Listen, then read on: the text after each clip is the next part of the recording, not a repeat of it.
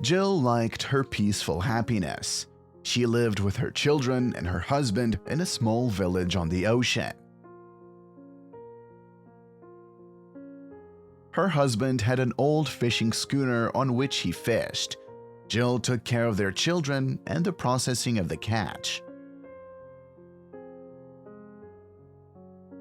Almost everyone in the village was doing the same. The people were friendly and hardworking. Nobody earned millions, but they were not poor either, and everything was fine. But one day, Jill was gutting the catch in the yard. The children were at school, and her husband was repairing the engine of the boat. A man appeared behind the fence.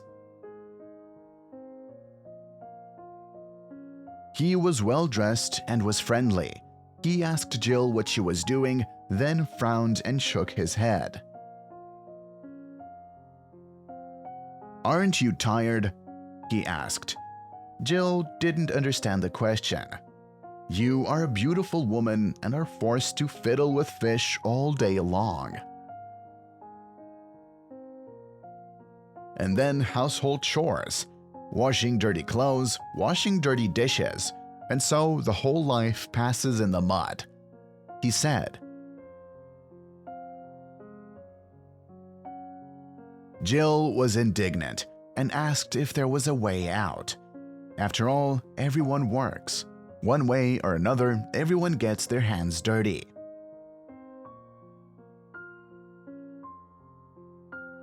"Don't tell me," the man replied. "Here is your husband. He is at sea. Fresh winds, waves, cries of seagulls. And the whole thing for him is to get the net and bring you the fish so that you mess with it. Wouldn't you be able to do that?"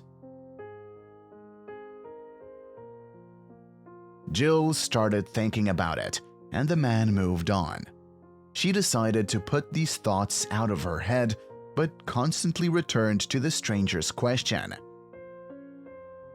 But she probably would have been able to do that.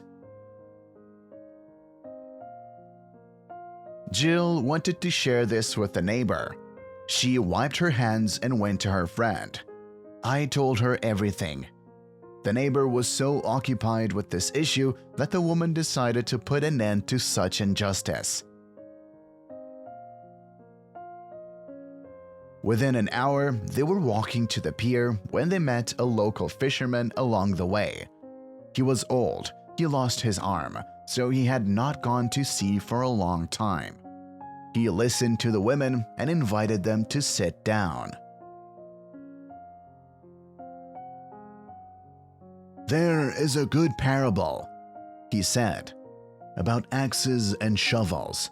One kind person also asked shovel this kind of question, and the shovel wanted equality. It didn't want to dig in the dirt ground, but wanted to cut down the forest. It seemed to the shovel that there in the forest the work was easier and cleaner, and it talked the others into it, and the axes agreed to exchange duties." And what? Did they succeed? The women rejoiced. "Do you dig your beds with axes?" The old man chuckled. The women frowned.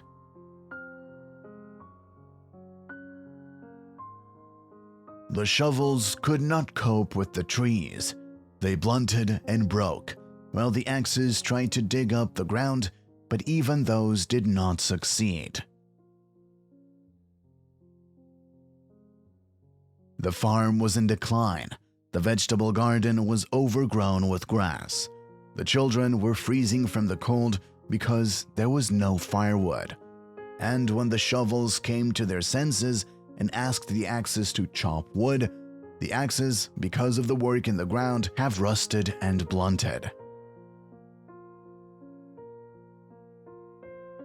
The broken shovels could no longer work the ground, and they all died. And that good man has collected all these useless rust remnants, gave it for scrap metal, and has become rich. The women shuddered and opened their mouths in fear. The old man smiled and nodded.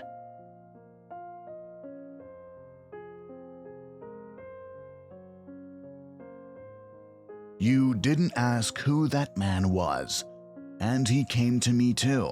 This is a broker who benefits from your well-established economy falling into disrepair.